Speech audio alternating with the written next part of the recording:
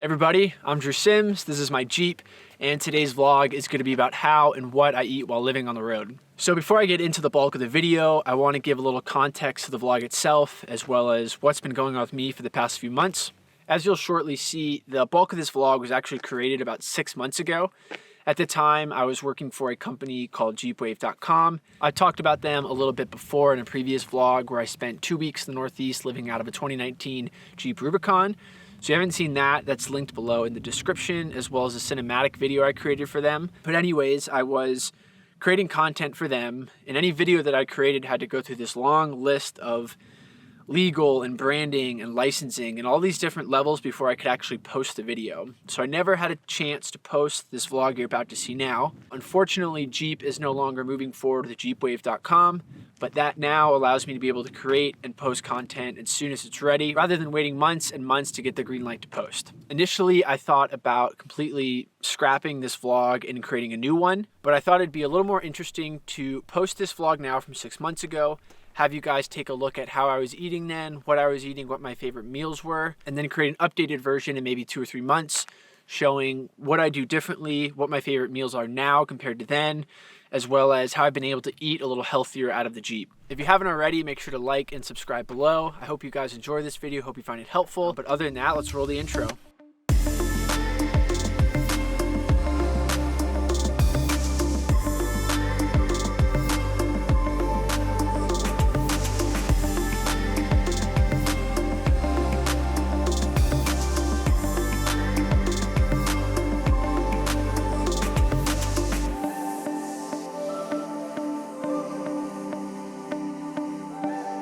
Hey everybody, so I'm currently out in Idaho right now. I've been here for the past month, jumped around the entire state, just enjoying summer. And now I'm back in the Sawtooth for the next week and a half for the end of this trip. And I'm gonna be doing a ton of hiking, camping, swimming, and just enjoying this weather while it's still here. But today I'm gonna take a break from that and do a quick vlog on one of the most asked questions I get, other than where I go to the bathroom, and that is, what do I eat, how do I eat, and how have I been able to do it for the past year out of my Jeep Wrangler. So I'm gonna start first with food storage and just show the kitchen, the pantry, and the fridge, and how I utilize those, and then jump into what exactly I eat, some meals that I do, and then just tips and tricks I've learned over the past year on the road. So I do want to mention before we get started that I already have a 20-minute breakdown video that goes very in-depth on everything you see, how it works, how it was made, and what it's used for. It is linked in my intro blog as well as on my YouTube. But for now, we'll go ahead and start with the fridge. So this is a Dometic 28-quart fridge, and it runs directly off the 12-volt in the car. What's nice about this is it doesn't run all day and it doesn't take a ton of energy, so I never have to worry about it draining the battery, and holds a ton of food, but we will get to that later. So I've definitely met people on the road over the last year that use a cooler instead of a fridge. And in my opinion, if you're gonna be doing multiple months or a year on the road, it's worth the extra investment to get a 12-volt fridge.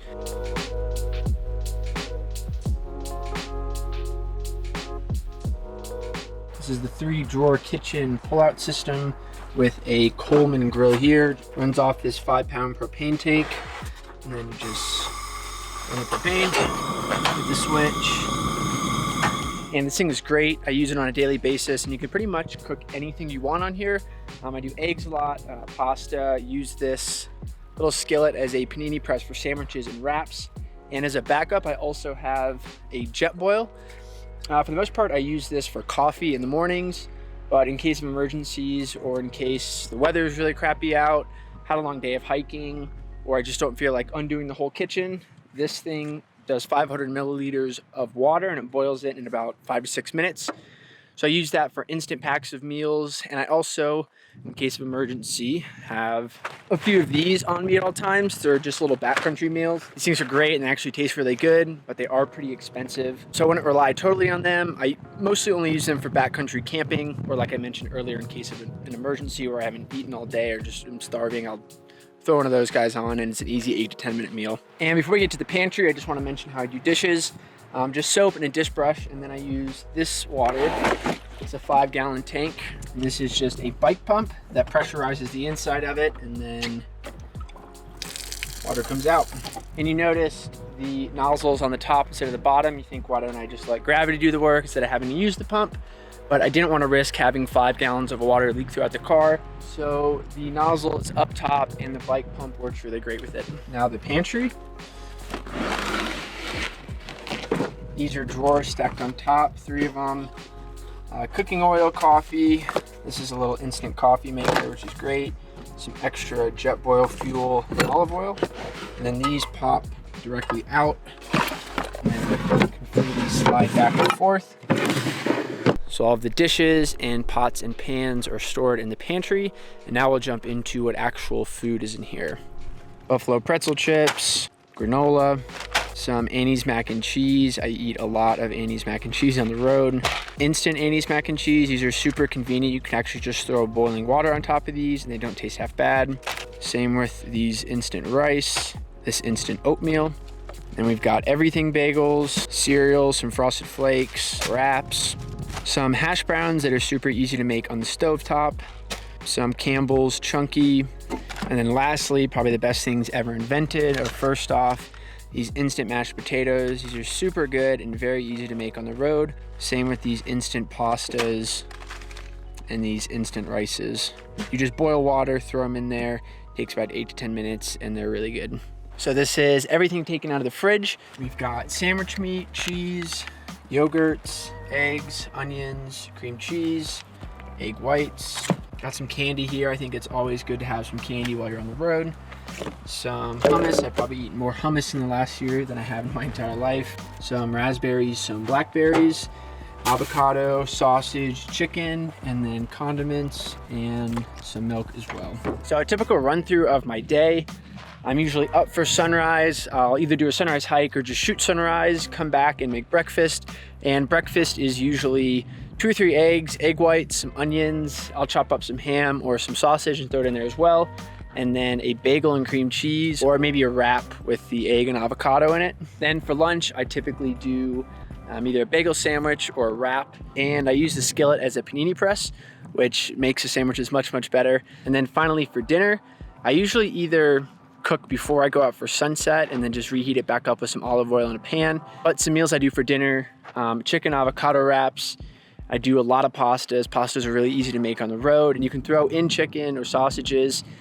And where I am kind of dictates what I eat. If I'm in bear country, you're not gonna find me cooking chicken or bacon or anything like that. You really don't feel like you're cooking on the road.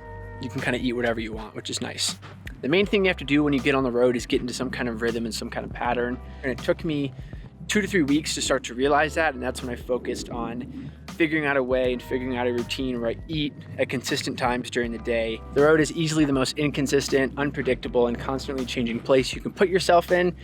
So one thing you can control and one thing that's really important to control is coming up with a set routine with your diet. I think it makes day-to-day much, much easier and makes a month or 2 months or a year seem much more feasible when you have a set routine and it's something comfortable and it's something you can actually control. Other than that, the only thing I can say about cooking and eating on the road is stay clean as well. Really important to keep all your dishes clean.